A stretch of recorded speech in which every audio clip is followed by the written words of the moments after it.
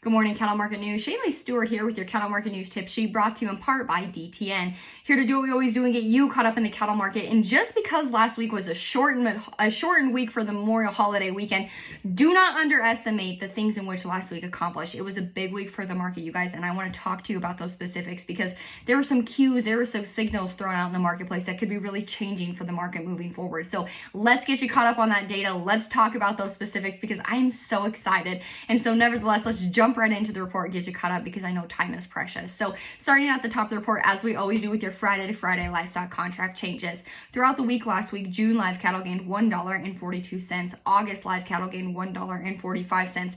Pay attention here, right here. August feeder cattle gained $7.55 throughout the week, and September feeder cattle gained $7 throughout the week. So if that's not good news for those of you who are cow-calf producers and looking to market feeder cattle or calves later this fall, I don't know what is. That is excellent news, and obviously there's so much volatile in this market. Ukraine, our corn crop, what the world's needs of corn is going to be this year. But you know what? Last week's advancement on the board was exceptional for the feeder cattle market. So we'll see where that continues to lead us into this week.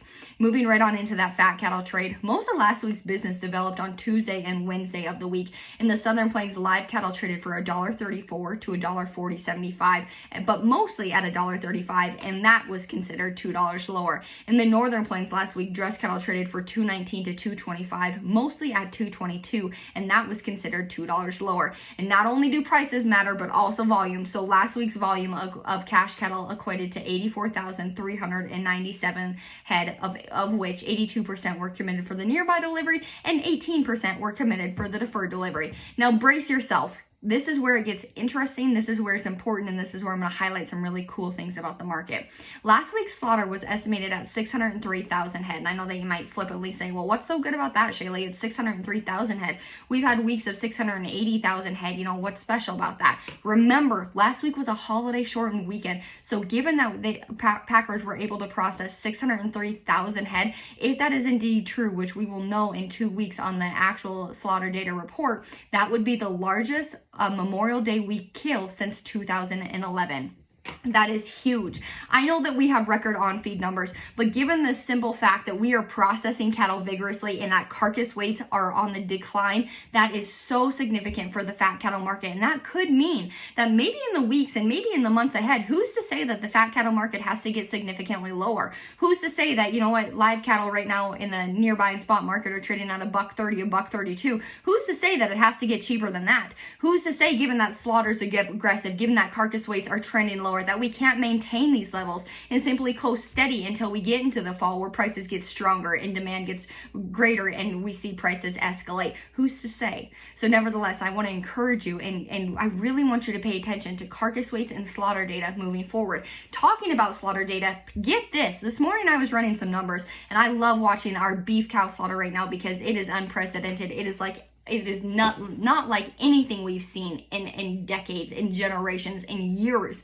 And so thus far in 2022, the nation has seen 1,573,100 beef cows slaughtered. That is 14% more than what had been processed at this time a year ago, and 28% more than what has been processed compared to the 5-year average. So you guys, I know that there are parts of the United States that got a good shot of moisture over the Memorial Day weekend, but I'm here to tell you that that's not widespread, that's not everywhere, and just because you get one rain shower, that does not mean that you're coming out of a drought. So pay attention and ask yourself the question of, holy smokes, we've processed right now and today's date, we've processed 14% more beef cows than what we had in 2021, and 2021 was a record year, which equates to processing 28% more beef cows than the 5-year record. What does that mean for me? Do I need to go and maybe, buy some more cows? Should I pick up some yearlings? Should I pick up some pairs?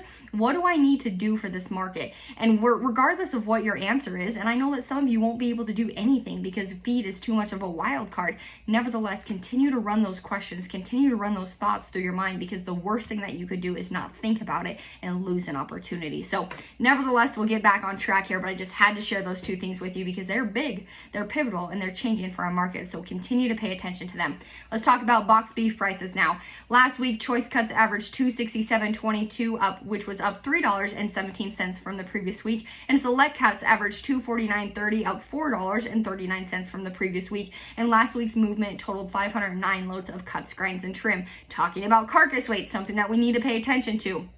For the week ending May 21st, 2022, steers averaged 888 pounds, which was down 3 pounds from the previous week and steady with a year ago. Heifers averaged 821 pounds, which was steady with the previous week, but up 3 pounds from a year ago. Talking about your fresh beef imports, last week's imports totaled 21,367 metric tons, with Canada, Mexico, and Australia being your largest importers. In regards to beef exports, last week's exports totaled 17,900 metric tons, with Japan, China, and South Korea being your largest buyers. And I know that this feeder cattle market is so exciting for so many of you because, like I said, we're seeing momentum on the board.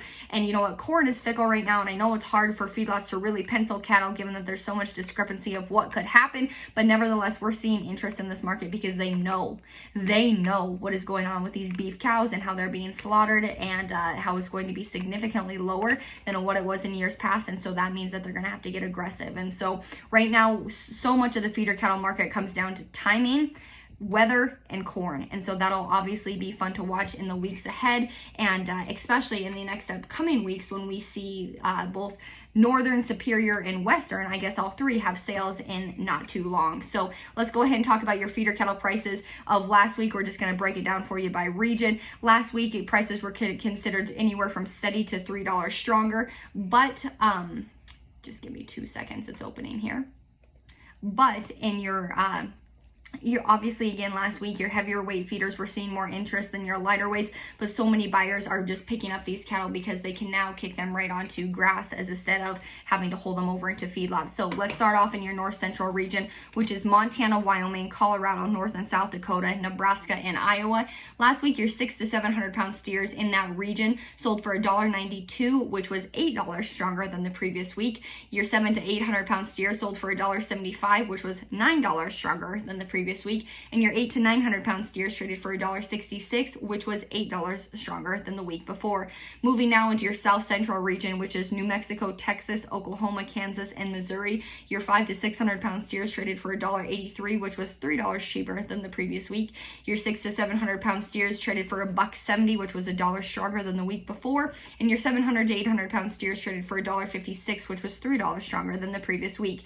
And last but certainly not least, in your southeastern region, which is Arkansas, Louisiana, Kentucky, Tennessee, Mississippi, Alabama, Georgia, Florida, and North and South Carolina, your 400 to 500 pound steers traded for $1.75. That was $4 cheaper than the week before. Your 500 to 600 pound steers traded for $1.66. That was $2 cheaper than the week before. And your 600 to 700 pound steers traded for $1.54, and that was $2 cheaper than the week before. So big things, guys, here. What I want you to take home, what I want you to understand, what I want you to really process is this beef cow slaughter. Like I said, just honing in on that point again, our beef cow slaughter to date is running 14% more than what it was a year ago and 28% more than the 5-year average.